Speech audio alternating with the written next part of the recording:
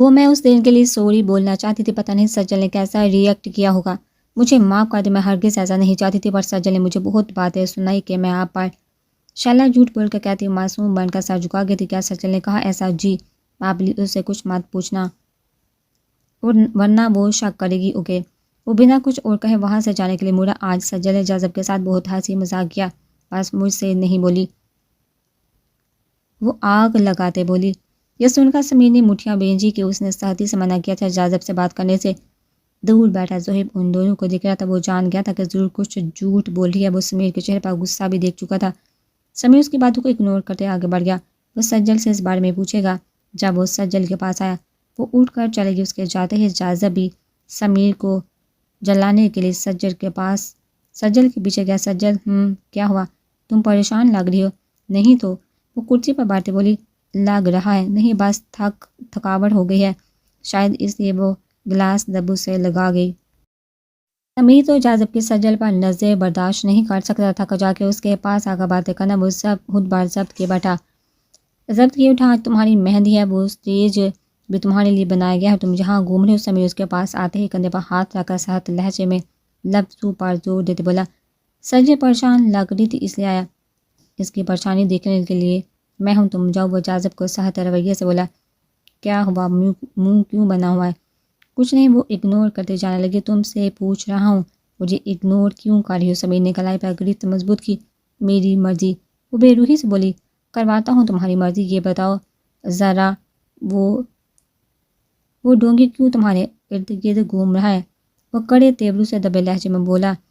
اچھا، مجھ پر تو بڑی نظر رکھی ہوئی ہے اور خود کا نہیں پتا۔ وہ بھی پھٹ پڑی۔ سمیر الجھا۔ کیا کیا میں نے؟ بتاؤ۔ میں شادی میں کوئی تماشا نہیں لگانا چاہتی، ہاتھ چھوڑی میرا۔ سجل اپنی کلائی آزاد کرواتی بولی۔ تمہارا دماغ تو گھر جا کر درست کرتا ہوں میں، یہ جو کیڑا جنم لے چکا ہے تمہارے دماغ میں اس کا بھی بندوبست کرتا ہوں۔ سمیر گھور کر بولا۔ دیکھ چکا تھا سجل کیوں پریشان ہے۔ کچھ دیر بعد فنکشن ختم ہوا، کچھ مہمان چلے گئے تو کچھ ادھر ہی رکے۔ سمیر بھی کافی تھک گیا تھا، گھر جا کر سونا چاہتا تھا۔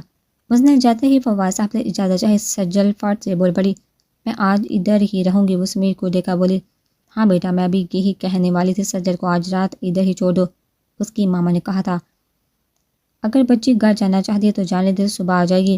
جواز صاحب بولے، جبکہ سمیر نے اس کو گرا جو انجان بنی کھڑی تھی۔ سمیر نے سجل کا ہاتھ پکڑ کر دبایا۔ گھر چلو، تم بولو سب سے۔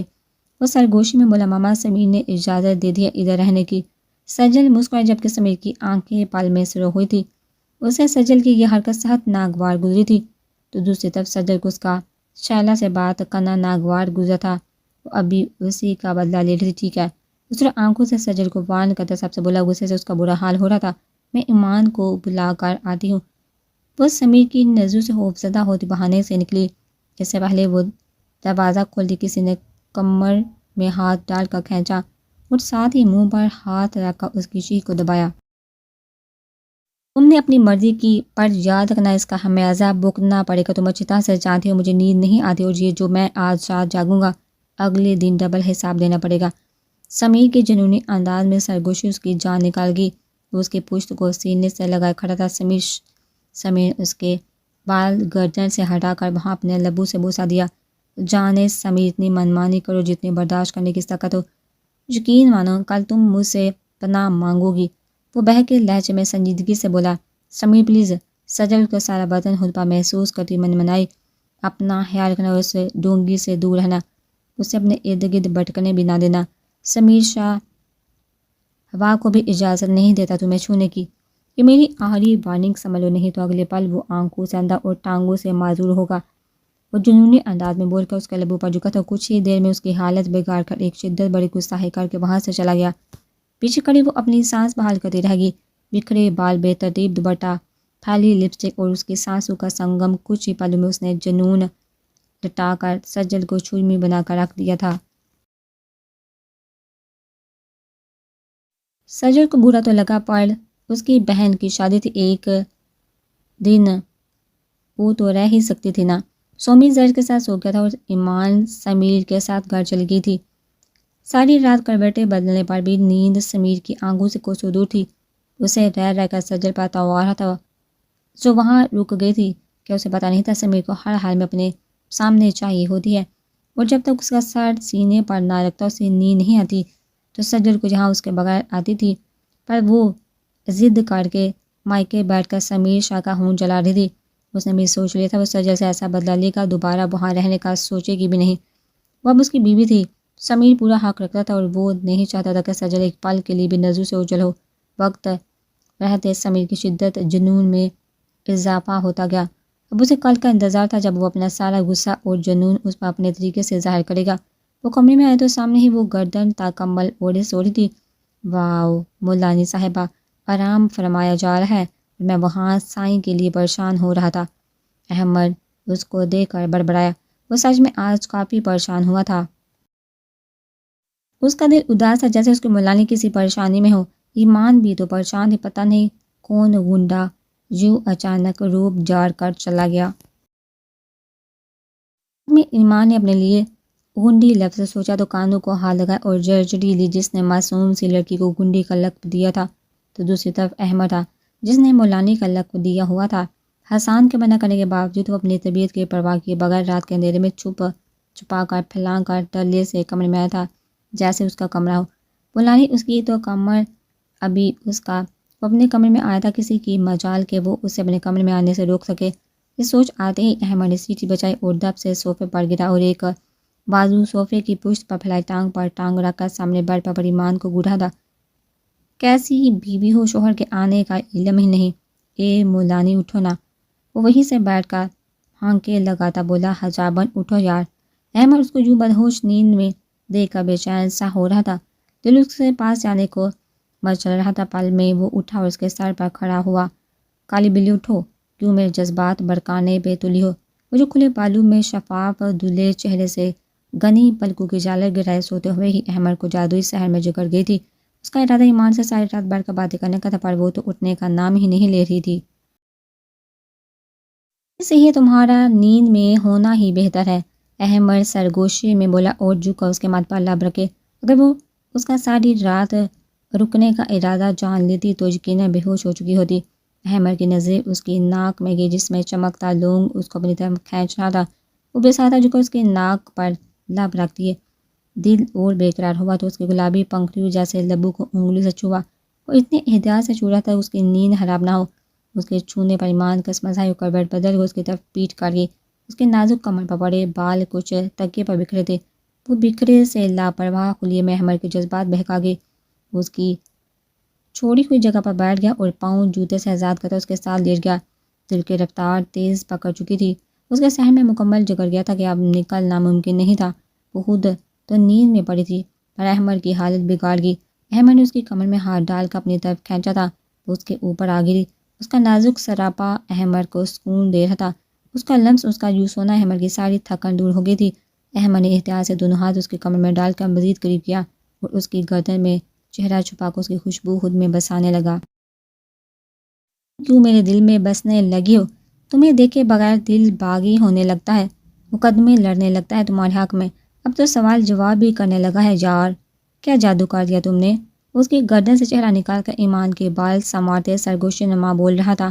ایمان آج دن کے ہوئے واقعے پر اتنی پریشان تھی، پھر زرش کی مہندی میں کافی تھک گئی تھی، پر نیند آنکھوں سے دور تھی۔ رہ کر اس کے سامنے شیر کی نیلی آنکھیں اور احمد کا گھر سے نکلنا یاد آ رہا تھا۔ اٹھی دروازے سے نیند کی گولی نکال کر پانی سے حلق میں اتاری اور سو گئی۔ اسے عادت تھی، پہلے تو روز نیند کی گولی کھا کر سوتی تھی، پھر جب سمیر جو پتہ چلا تو وہ سخت ہاپا ہوا تھا۔ وہ جانتا تھا اس کی بہن کیوں نیند کی گولیوں سے نیند پوری کرتی ہے، وہ اس کی صحت مسلسل گرا رہی تھی۔ سمیر کے خفا ہونے کے ڈر سے ایمان آہستہ آہستہ بنا گولیوں کے سونے کی کوشش کرتے ہوئے عادت بالکل چھوٹ گئی، پر آج تنگ آ کر اس نے بنا سوچے سمجھے گولی کھا لی تھا۔ آیا تو تم سے بدلہ لینے تھا، کسی سے پوچھ کر باہر گئی، پر قسمت اچھی ہے تمہاری۔ اس کی بند آنکھوں پر پھونک مارتے خمار زدہ لہجے میں بولا تھا اور اس کے لبوں پر جھک گیا۔ میں ایمان کو اپنے لبوں پر سخت گرفت محسوس، اس نے آنکھیں کھولنے کی کوشش کی پر کھول نہ سکی کہ حواس بھی پوری طرح سے بیدار نہ تھے۔ کچھ دیر بعد اپنی شدت لوٹانے کے بعد وہ پیچھے ہٹا، اس کے سرخ لبوں کو دیکھا جو اس کے چھونے سے مزید سرخ گلابی ہو گئے تھے۔ اب اس کے دونوں آنکھیں چوم کر اس کے بالوں میں انگلیاں پھنسا کر ان کی گرماہٹ محسوس کرنے لگا۔ اس نے اس کے سراپے پر بغور نظر ڈالی، اس کو مدہوش اس سے بیگانہ دیکھا احمد کا دل مزید بہک رہا تھا۔ ایک جذبات کا طوفان اڑنے لگا تھا جس پر باندھنا مشکل ہو جاتا۔ احمد نے گہرا سانس لیا اور خود پر ضبط کے کڑے پہرے بٹھائے، ایمان کو گما کر اس کی پشت اپنے سینے سے لگا لی۔ وہ بھی تو سکون چاہتا تھا، اس کو باہوں میں بڑھ کر آدھا اس پر جھکا احمد اس کی گردن میں منہ چھپا کر وہاں جہاں بجا لمس چھوڑنے لگا۔ اس کی مونچھوں کی چبھن سے ایمان کی گردن سلو ہو چکی تھی۔ وہ اپنے اوپر بھاری بوجھ محسوس کرتی پر آنکھیں کھولنے کی ہمت نہ تھی۔ احمد اس کی گردن سے ہوتا شانوں تک آیا اور وہاں بھی اپنی الفت کے مظاہرے کرنے لگا۔ اس کی نیند کا خیال کر کے وہ ایمان پر پڑا بلینکٹ اپنے اور اس کے اوپر پھیلائے آنکھیں موند گیا۔ احمد کو ایمان کے پاس آ کر سکون ملا تھا۔ وہ اس کا چین اور سکون بن گئے تھے۔ آہستہ سے وہ اس کا ایڈکٹ ہوتا جا رہا تھا۔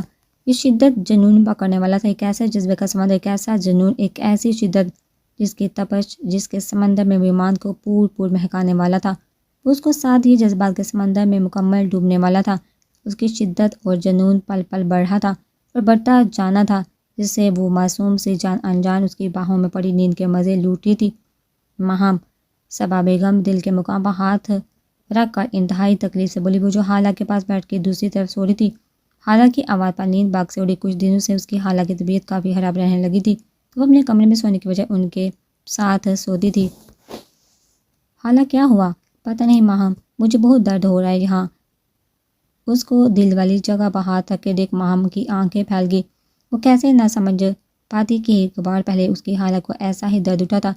تب ڈاکٹر نے بتایا کہ انہیں ہارٹ اٹیک ہوا ہے اور اب پھر سے میں ڈاکٹر کو بلاتی ہوں۔ وہ ہوکلا کے اٹھی، جلدی سے ڈاکٹر کا نمبر ملایا۔ ڈاکٹر نے کچھ ہی دیر میں پہنچنے کا کہا۔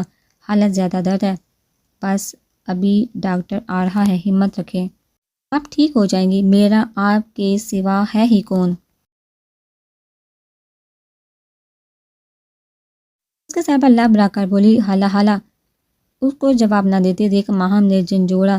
جب صبا بیگم نے تھوڑی سی آنکھیں بھاگی اور پھر بے ہوش ہو گئی تھی۔ حالہ اٹھیے، حالہ جانی اٹھیے نا پلیز، کیوں ڈرا رہی ہیں مجھے؟ حالہ اٹھیے نا۔ اس کا سرد ہاتھ اپنے ہاتھوں میں پکڑ کر رگڑ رہی تھی۔ ان کے ماتھے پر پسینے کی بوندیں چمکنے لگی۔ حالہ کیوں تانگ کر رہی ہیں؟ اٹھیے، ہوش میں آئیے میری پیاری حالہ جانی، ادھر دیکھیے نا۔ ماہم صبا بیگم کو جھنجھوڑ کر روتے ہوئے بولی۔ دفتر ڈور بیل بجی۔ ماہم نے باغ کا دروازہ کھولا۔ انکل پلیز جلدی اندر آئی، میری حالہ کو پتہ نہیں کیا ہو گیا ہے، وہ ڈاکٹر صبا بیگم کو چیک اپ کرنے آتا تھا۔ گھبراؤ نہیں بیٹا، میں ابھی دیکھتا ہوں، چلو۔ ڈاکٹر ماہم کا سر تھپک کر آگے بڑھا۔ کمرے میں آتے ہی ڈاکٹر نے جلدی سے گلے میں لٹکی سٹیتھوسکوپ سے ان کی دھڑکن چیک کی اور پھر آنکھیں کھولے جو اوپر کو پھری ہوئی تھی۔ اس کی ہارٹ بیٹ کافی سلو تھی اور پورا جسم ٹھنڈے پسینے میں بھیگا ہوا تھا۔ رنگت بھی کافی زردی مائل ہو گئی تھی۔ او نو، کیا ہوا انکل؟ بیٹا آپ کی حالہ کو جلدی سے ہاسپٹل لے کر جانا ہوگا، ان کی حالت کافی خراب ہے، انہیں دوبارہ سے ہارٹ اٹیک آیا ہے۔ کیا؟ ماہم کو آنکھوں کے سامنے اندھیرا سا معلوم ہوا، وہ گرنے لگی۔ سنبھل کر بیٹا، اللہ تعالیٰ نے چاہا تو آپ کی حالت شفا یاب ہو جائیں گی انکل، حالت ٹھیک ہو جائیں گی نا؟ وہ کیا بتاتا، بس خاموشی سے اس لڑکی کو دیکھ کر سر ہلایا۔ ماہم کا اپنی حالت کے سوا کوئی نہ تھا، وہ ایک دوسرے کی دنیا تھی۔ ماہم صبا بیگم اپنی بانجی کو دیکھ کے جیتی تھی اور ماہم کے لیے بھی بس ایک رشتہ اس دنیا میں بچا تھا۔ وہ حسان اور احمد کو بتانا چاہتی تھی، وہی تو اس کے سچے دوست تھے جو ہر وقت ہر قدم پر اس کا ساتھ دینے کے لیے تیار رہتے۔ پر احمد کی طبیعت کا سوچ کر اس نے حسان کو کال ملائی۔ کیا ہوا بوتنی؟ نیند میں ڈوبی اسپیکر سے حسان کی آواز آئی۔ حسان؟ ماہم نے بھیگی آواز میں اس کا نام لیا۔ مہینہ کہیں تم نے شیشہ تو نہیں دیکھ لیا؟ پر رات کے اس پہر؟ حسان بیڈ پر لیٹا اس کے رونے پر مذاق کرتا بولا۔ ماہم چاہ کر بھی مسکرا نہ سکی۔ حسان حالہ جانی؟ ماں بس اتنا ہی بول کر پھوٹ کر رو دی۔ حسان کی نیند اور مذاق دونوں الوداع ہوئے اور اٹھ کر بیٹھا۔ ماہم کیا ہوا حالہ کو؟ تم رو کیوں رہی ہو؟ حسان کو تشویش نے گھیرا۔ حسان پلیز جلدی سے آ جاؤ، حالہ بے ہوش ہو گئی، ڈاکٹر نے کہا ہے کہ شاید انہیں ہارٹ اٹیک آیا ہے۔ ماہم ہچکچاتے ہوئے بولی۔ او نو، تم رو نہیں، میں بس 10 منٹ میں آیا، حسان نے کہتے ہی کال کاٹی اور بیڈ سے چھلانگ لگا کر وارڈروب سے شرٹ نکال کے پہنی۔ رات شرٹ لیس سونے کی عادت تھی، جلدی سے بٹن بند کرتے اس نے ہاتھوں سے بال سیٹ کیے، پاؤں میں شوز پہن کر بیٹھ کے سائڈ ٹیبل سے فون، وائلٹ اور چابی اٹھا کر کمرے سے باہر نکلا۔ احمد تو اپنی مولانی کے پاس تھا اور نہ حسان اسے بتا کر ڈسٹرب کرنا چاہتا تھا۔ اپارٹمنٹ کو لاک لگا کر وہ باہر کھڑی گاڑی میں بیٹھا اور جہاز کی اسپیڈ سے اڑ کر 40 منٹ کا فاصلہ 10 منٹ میں طے کر کے وہ مہم کے گھر پہنچا۔ مہم وہ سیدھا صبا بیگم کے کمرے میں آئے۔ حسان جلدی کرو، انہیں ہاسپٹل لے کر جانا ہے۔ حسان نے صبا بیگم کو اٹھایا اور جلدی سے گاڑی کی پچھلی سیٹ پر لٹایا۔ مہم بھی پیچھے بیٹھ کر صبا بیگم کا سر اپنی گود میں رکھ کر چہرے پر ہاتھ رکھ کے رو رہی تھی۔ ملازم سب اپنے کوارٹر میں تھے جب گاڑی کی آواز اور ہارن سن کر باہر آئے۔ حسان ان کو ہدایت دیتا جلدی سے گاڑی میں بیٹھا اور ہاسپٹل کے راستے پر ڈال کر فل اسپیڈ سے دوڑائی۔ ان کی گاڑی کے پیچھے ڈاکٹر مظہر کی گاڑی تھی، جن کو یہ کیس ہینڈل کرنا تھا۔ اگلا دن ہمدانی ہاؤس کے لیے کافی خوشی کا دن تھا۔ گھر میں 2 بچوں کی شادی تھی۔ صبح سے گھر کے ملازم کام میں لگے تھے۔ سجل نے سارا کام سنبھالا ہوا تھا، ہر چھوٹے سے چھوٹا اور بڑے سے بڑا کام اس کے سپرد تھا۔ وہ اپنی نگرانی میں ملازمات سے سب کام کروا رہی تھی، جبکہ شعلہ، جاذب اور زرش ابھی تک اپنے کمروں میں تھے۔ دن کے 12 بج رہے تھے پر ان کے لیے ابھی صبح ہی ہوئی تھی۔ بڑے صاحب لاؤنج میں بیٹھے تھے، وہ سب ناشتہ کر چکے تھے، بس بچے ہی ابھی تک سو رہے تھے۔ گھر میں کافی مہمان تھے جنہوں نے ہلا گلا مچایا ہوا تھا۔ سہیب نے سارا باہر کا کام سنبھالا ہوا تھا، ابھی وہ بینکوٹ میں سارے انتظامات کروا کر گھر آیا تھا۔ رات 8 بجے زرش کی رکتی تھی۔ آپ ہی چائے بنوا دے۔ وہ تھکا سا صوفے پر بیٹھا۔ ہو گیا سب انتظام؟ جی بابا صاحب، کچھ ہو گیا، ڈیکوریشن مینیو سب ریڈی ہے۔ جواد صاحب اپنی بیگم کو گھور رہے تھے کہ شادی اس کے بیٹے کی بھی تھی، پر اس نے تو سارے کام سے جان چھڑوائی ہوئی تھی۔ سہیل بیچارہ اکیلے سارے کام سنبھال رہا تھا، جبکہ دوسری طرف سجل تھی۔ شعلہ نے بھی کسی کام کو ہاتھ نہ لگایا۔ سجل کے ساتھ سمرین بیگم نے سب مہمانوں کی خاطر مدارت کی تھی۔